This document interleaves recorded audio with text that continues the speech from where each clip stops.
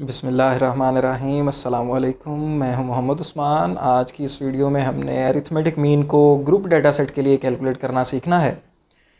Previous video में ungroup data set की बात हुई थी, उसका लिंक भी डिस्क्रिप्शन में अवेलेबल है ताकि आपकी रहनुमाई हो सके। आज हम ग्रुप डेटा सेट पर बात करेंगे कि किस तरह से डायरेक्ट और इनडायरेक्ट मेथड से अरिथमेटिक मीन को कैलकुलेट किया जा सकता है। आपके सामने फार्मूलाज लिखे हुए हैं। अगर हमारे पास ग्रुप फॉर्म में डेटा सेट गिवन हो और वेरिएबल का नाम अगर हमने x अज्यूम किया हुआ है, तो फिर x का मीन x की ही मदद से फाइंड करने के लिए यानी डायरेक्ट मेथड से मीन की कैलकुलेशन का हमारे पास फार्मूला है summation F x divided by summation F. और उसके बाद अगर हमने उसमें ओरिजिन को चेंज करके या स्केल को चेंज करके या दोनों चीज़ों को एट अ टाइम चेंज करके हमने एक नया वेरिएबल हासिल कर लिया और ओरिजिन और स्केल चेंज करने के बाद फिर हमारे पास इनडायरेक्ट मेथड से जो फार्मूलाज होंगे वो आपके सामने मेंशन है। अगर जस्ट ओरिजिन को चेंज किया हुआ फिर हमारे पास a plus summation F D over summation F, और अगर स्केल को भी चेंज कर लिया हुआ साथ तो फिर h यानी स्केल वाला जो फैक्टर है जिससे हमने डिवाइड किया होगा नया वेरिएबल बनाते हुए उस वैल्यू से मल्टीप्लाई भी करना पड़ेगा। फिर से बात रिपीट कर लेते हैं कि यहाँ पे हम ओरिजिन चेंज करते हुए जो हमने फार्मूला लिखा हुआ है वो उस सूरत में है कि जब माइनस की गई होगी वैल्यू, कोई कांस्टेंट वैल्यू वेरिएबल में से ओरिजिनल में से माइनस करके नया वेरिएबल बनाया हो तो फिर ये फार्मूला एप्लीकेबल है। इसी तरह स्केल चेंज करने के लिए अगर हम मल्टीप्लिकेशन की बजाय डिवीजन हमने की हो तो फिर जिस वैल्यू से हमने डिवाइड किया हुआ है उसको यहाँ पे एज से ज़ाहिर किया जाएगा। अगर हमारे पास इसके अलावा ओरिजिन और स्केल चेंज करने का हमने तरीकाकार इस्तेमाल किया तो फिर उसमें चेंज आएगा, जिसको नेक्स्ट वीडियोज़ में हम इंशाल्लाह डिस्कस करेंगे। तो आते हैं जी न्यूमेरिकल क्वेश्चंस पे। हमारे पास क्वेश्चन नंबर है 3.19 जो इंटर के स्टूडेंट्स हैं, पंजाब टेक्स्ट बुक बोर्ड की जो पार्ट 1 की बुक है उसके मुताबिक ये 3.19 क्वेश्चंस हैं। और बाकी व्यूवर्स के लिए टॉपिक को समझने के लिए हमारे पास ये ग्रुप डाटा सेट क्लासेस की फॉर्म में गिवन है, जिसको हमने इस लेक्चर में डायरेक्ट और इनडायरेक्ट मेथड से सॉल्व करना सीखना। हमारे पास व्यूवर्स ये जो क्लासेस हैं 9.3 से 9.7, 9.8 से 10.2, 10.3 से 10.7, 10.8 से 11.2 अप टू 12.8 से 13.2, और साथ में फ्रीक्वेंसीज का कॉलम है 2, 5, 12, 17 अप टू 1। तो हमारे पास ये जो डेटा सेट गिवन है साथ में फ्रीक्वेंसीज हैं, अगर इस पर हम डायरेक्ट मेथड अप्लाई करें तो हमारे पास डायरेक्ट मेथड का फॉर्मूला है summation F x divided by summation F. अब हमें यहाँ पे सम चाहिए होगा एफ एक्स का।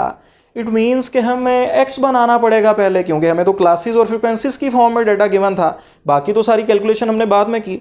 लिहाजा x किस तरह से बनेगा जब क्लासेस की फॉर्म में डाटा गिवन हो व्यूवर्स, और हमें वेरिएबल चाहिए हो x या उसका नाम y कुछ भी हम रख सकते हैं, तो हम किस तरह वेरिएबल हासिल करेंगे कि हम मिड वैल्यूज़ फाइंड कर लेंगे। लिमिट्स या बाउंड्रीज की फॉर्म में भी डाटा गिवन है तो मिड वैल्यूज़ फाइंड करने का तरीकाकार तो सेम है। लिहाजा हम मिड वैल्यूज़ फाइंड कर लेंगे और उनको हम वेरिएबल का नाम दे देंगे x या y का। लिहाजा मैंने फिर गिवन लिमिट्स की मदद से मिड वैल्यूज़ फाइंड की 9.3 प्लस 9.7 डिवाइडेड बाई 2 कर दिया ऐड करने के बाद, तो हमारे पास ये क्या है 9.5। इसी तरह 9.8 प्लस 10.2 ऐड करके जो आंसर आया उसको 2 पे डिवाइड किया तो फिर हमारे पास ये 10। इसी तरह 10.3 प्लस 10.7 जो आंसर आया ऐड करने से उसको फिर हमने 2 पे डिवाइड किया तो 10.5। 10.8 प्लस 11.2 फिर ऐड करने से जो आंसर आएगा उसको फर्दर डिवाइड कर देंगे 2 पे तो ये 11। इसी तरह लोअर और अपर लिमिट्स की एवरेज फाइंड करते जाएंगे, यानी ऐड करके 2 पे डिवाइड करते जाएंगे तो हमारे पास ये मिड वैल्यूज़ यानी क्लास मार्क की वैल्यूज़ आ गई, जिनको हमने वेरिएबल x का नाम दे दिया। अब हमें क्या करना है, एफ एक्स का सम चाहिए, लिहाजा पहले एफ एक्स का कॉलम बनाएंगे फिर ही उसका सम आ सकता है। अब एफ एक्स का कॉलम मीन एफ और एक्स को मल्टीप्लाई कर देंगे, लिहाजा एफ और एक्स को मल्टीप्लाई करके एफ एक्स का कॉलम हासिल करते हैं जी। 2 को 9.5 से तो 19 हासिल हो गया, 5 को 10 से व्यूवर्स ये हमारे पास 50 आ जाता है, 12 को 10.5 से मल्टीप्लाई करें ये 126 है, 17 को 11 से मल्टीप्लाई कर दें 187, 14 मल्टीप्लाई बाई 11.5 ये 161, 6 मल्टीप्लाई बाई 12 ये 72, 3 मल्टीप्लाई बाई 12.5 ये 37.5, 1 मल्टीप्लाई बाई 13 ये हमारे पास क्या आ गया 13। और इस एफ एक्स का अगर हम सम करें तो हमारे पास ये आ जाएगा 665.5। अब फार्मूले में सुमेशन एफ एक्स की जगह 665.5 आ गया और डिवाइज़र में सुमेशन एफ चाहिए थी, और ये जो एफ का सम है ये हमारे पास 60 है, लिहाजा हमने डिवाइज़र में ये 60 पुट कर दिया तो हमारे पास डायरेक्ट मेथड से आंसर आ गया 11.09। अब बात आती है जी इनडायरेक्ट मेथड से किस तरह से सॉल्व करेंगे। इनडायरेक्ट मेथड में हम पहले सिर्फ और सिर्फ चेंज ऑफ ओरिजिन करके उसकी प्रैक्टिस करते हैं और फिर फर्दर स्केल को भी चेंज करके इस क्वेश्चन को सॉल्व करेंगे, ताकि मुकम्मल तौर पे आपको इस टॉपिक की समझ आ जाए कि ग्रुप डाटा का मीन किस तरह से कैलकुलेट हो सकता है। अब बात करते हैं जी ओरिजिन किस तरह से हमने चेंज किया। अब इस गिवन वेरिएबल में से हम ओरिजिन चेंज करने के लिए क्या करते हैं जी, अपनी आसानी के लिए मैंने यहाँ पे 11 ज्यूम कर दिया कि मैं 11 पे माइनस कर देता हूँ, 11 को गिवन वेरिएबल एक्स में से माइनस कर देता हूँ ओरिजिन चेंज करने के लिए। किसी और वैल्यू को भी आप माइनस कर सकते हैं, कोई इशू नहीं है। वैसे बेहतर होता है डाटा के मिड के करीब जो कोई वैल्यूज़ हैं उनमें से कोई ले ली जाए, ताकि डाटा ज़्यादा सिंप्लीफाई हो जाए। और जो हमारा मकसद है, क्योंकि इसको शॉर्टकट मेथड का नाम भी दिया जाता है, और शॉर्टकट उसी सूरत में होगा जब काम आसान होगा। अगर काम मुश्किल हो गया, वेरिएबल की वैल्यूज़ पहले से भी टफ हो गई हैं, बड़ी वैल्यूज़ आ गई हैं, कैलकुलेशंस मुश्किल हो गई हैं, तो फिर हमारे पास ये शॉर्टकट मेथड नहीं कहलाएगा। तो लिहाजा शॉर्टकट मेथड इसीलिए इसको कहा जाता है कि ओरिजिन और स्केल चेंज इस तरह से किया जाए कि अगर गिवन वैल्यूज़ बहुत बड़ी वैल्यूज़ भी हैं तो वो सिंप्लीफाई होकर हमारे लिए कैलकुलेशन आसान कर दे इसको। तो लिहाजा हमारे पास x में से 11 माइनस करते हैं जी, 9.5 माइनस 11, ये हमारे पास minus 1.5, 10 minus 11 minus 1, 10.5 minus 11 minus 0.5, 11 minus 11 0, 11.5 minus 11 0.5, 12 minus 11 1, 12.5 minus 11 1.5, 13 minus 11, ये हमारे पास क्या आ गया, 2 आ गया। अब हमें जब ओरिजिन जस्ट चेंज हुआ हो तो हमारे पास इनडायरेक्ट मेथड का फॉर्मूला हमने यहाँ पे अभी पहले डिस्कस भी किया, क्या है, a plus summation F D over summation F, क्योंकि नए वेरिएबल को मैंने d से रिप्रेजेंट किया हुआ और सिर्फ ओरिजिन चेंज हुआ इसलिए मैंने a को जाहिर कर दिया। जिस वैल्यू को माइनस किया जाएगा वो वैल्यू फार्मूले में ऐड हो रही होगी, a plus summation F D over summation F.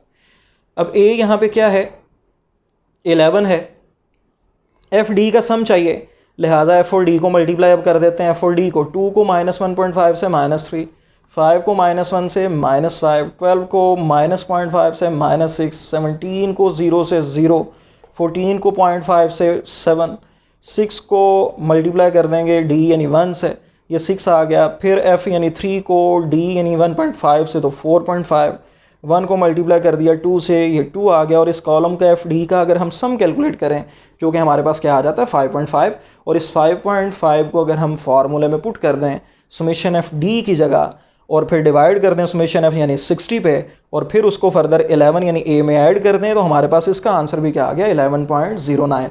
और डायरेक्ट और इनडायरेक्ट मेथड से हमने बात की पहले भी कि आंसर बिल्कुल सेम आना चाहिए, जो कि हमारे पास यहाँ पे प्रूव भी हो गया।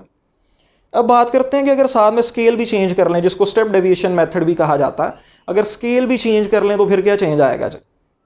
हमने ओरिजिन चेंज किया, अब उसी के साथ उसका स्केल भी चेंज करते हैं। आमतौर पे ग्रुप डाटा सेट गिवन हो तो स्केल चेंज करने के लिए जो वैल्यू यूज़ की जाती है वो क्लास इंटरवल है। हमें जो क्लासेस का इंटरवल गिवन है आमतौर पे, क्योंकि क्लास इंटरवल को एज से ही रिप्रेजेंट किया जाता है और एज से ही यहाँ पे स्केल वाली वैल्यू को जाहिर भी किया जा रहा है, तो क्लास इंटरवल जो है उसी को यूज़ करना चाहिए स्केल चेंज करने के लिए। कोई और वैल्यू अगर आप यूज़ करेंगे गलत नहीं हो जाएगा टॉपिक, क्वेश्चन का आंसर पे भी इफेक्ट नहीं आएगा, लेकिन ज़्यादा जो सूटेबल वे है वो यही है कि क्लास इंटरवल पे डिवाइड करना चाहिए स्केल चेंज करते हुए। तो लिहाजा इस डाटा सेट के अंदर हमारे पास जो क्लास इंटरवल है, क्योंकि ये लिमिट्स की फॉर्म में है, तो लिहाजा 2 कंसेक्टिव लोअर लिमिट्स का या 2 कंसेक्टिव अपर लिमिट्स का डिफरेंस देखेंगे तो इंटरवल आएगा। अब हमारे पास 9.8 में से 9.3 माइनस करें तो हमारे पास ये इंटरवल आ जाता है 0.5। तो लिहाजा अब क्या किया मैंने, जो ओरिजिन चेंज करने से डी वेरिएबल बना उसका मैंने फर्दर स्केल चेंज करने के लिए क्या किया कि उसको 0.5 से डिवाइड कर दिया। यानी हमारे पास ये u वेरिएबल जो है ये किस तरह से बना, x माइनस 11 डिवाइडेड बाय 0.5। तो लिहाजा x में से 11 माइनस करते गए और फिर जो आंसर आए उसको 0.5 पे डिवाइड करते गए। तो 11 माइनस कर तो मैंने पहले ये d में कर लिया हुआ, अब इसको 0.5 पे डिवाइड कर दूंगा तो मेरे पास u वेरिएबल हासिल हो जाएगा।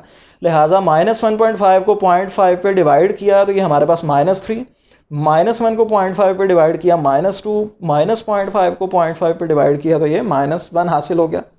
इसी तरह 0 डिवाइडेड बाई 0.5 ये 0, 0.5 डिवाइडेड बाई 0.5 ये 1, 1 divided by 0.5 2, 1.5 divided by 3, 2 divided by 0.5 ये हमारे पास 4 आ गया। इसको मैं इसलिए डिवाइड कर रहा हूँ 0.5 के, क्योंकि u मैंने कहा बराबर है x माइनस 11 डिवाइडेड बाई 5, और x माइनस 11 क्योंकि मैंने पहले बनाया हुआ है इसलिए मैंने इसी को 0.5 पे डिवाइड कर दिया, अलग से मुझे माइनस करने का ज़रूरत नहीं पड़ी। अगर मैं यहाँ पे ओरिजिन का फैक्टर को चेंज कर लेता, 11 की बजाय किसी और वैल्यू को माइनस करता, तो फिर मुझे फर्दर दोबारा उसकी कैलकुलेशन करना पड़ती। अब ये जो हमारे पास u हासिल हो गया, अब हमें फार्मूले में जो स्टेप डेविएशन मेथड का फार्मूला है जिसमें स्केल भी चेंज होता है और जिसमें एज का फैक्टर भी आ रहा है, इसमें हमें एफ यू का सम चाहिए। लिहाजा हम एफ और यू को आपस में मल्टीप्लाई कर देंगे। एफ के कॉलम को यू के कॉलम से, 2 को -3 से -6, 5 को -2 से -10, 12 को -1 से -12, 17 को 0 से 0, 14 को 1 से 1, 14 सॉरी, इसी तरह 6 को 2 से ये 12 आ गया, 3 को 3 से 9 और इसी तरह 1 को अगर हम मल्टीप्लाई कर दें u यानी 4 से, तो ये हमारे पास 4 और इस कॉलम का सम हमारे पास 67 है, जिसको हमने फार्मूले में पुट किया। एफ यू का सम 11 डिवाइडेड बाय समेशन एफ यानी 60, इसको मल्टीप्लाई कर देंगे डिवाइड करने के बाद 0.5 से और फिर ऐड अप कर देंगे 11 में, तो ये हमारे पास फाइनल आंसर 11.09। तो व्यूअर्स, हमने आज की इस वीडियो में ग्रुप डेटा सेट का एक क्वेश्चन लिया और उस पर हमने अरिथमेटिक मीन को डायरेक्ट मेथड से और इनडायरेक्ट मेथड दोनों तरह से सॉल्व करना सीखा। और इनडायरेक्ट मेथड में हमने चेंज ऑफ ओरिजिन के फैक्टर को भी देखा और अगर स्केल चेंज हो जाए फिर किस तरह से अरिथमेटिक मीन को कैलकुलेट किया जाता है, इस बात को हमने मुकम्मल तौर पे समझ लिया। नेक्स्ट वीडियोस में इंशाल्लाह हम अरिथमेटिक मीन की फर्दर प्रॉपर्टीज़ में आएंगे। उसके बाद वेटेड अरिथमेटिक मीन क्या होता है इस पर भी बात की जाएगी और फिर सिंपल और वेटेड में डिफरेंस का जिक्र करेंगे और फर्दर न्यूमेरिकल क्वेश्चंस की मजीद इंशाल्लाह हम नेक्स्ट वीडियोस के अंदर प्रैक्टिस करेंगे। प्रीवियस वीडियो जिसका लिंक अवेलेबल है डिस्क्रिप्शन में, और आज की इस वीडियो में हमने इन सिंपल मीन को डायरेक्ट और इनडायरेक्ट से सीख लिया, अनग्रुप के लिए भी ग्रुप के लिए भी। इसको बहुत अच्छी तरह से देखिएगा और प्रैक्टिस में लेके आइएगा ताकि नेक्स्ट न्यूमेरिकल क्वेश्चंस की जब वीडियोस अपलोड हों तो आपको समझने में बहुत ज़्यादा आसानी हो। नेक्स्ट वीडियो में मिलते हैं इंशाल्लाह ताला नेक्स्ट टॉपिक के साथ। तब तक के लिए इजाज़त दीजिएगा। बहुत शुक्रिया। अल्लाह हाफ़िज़।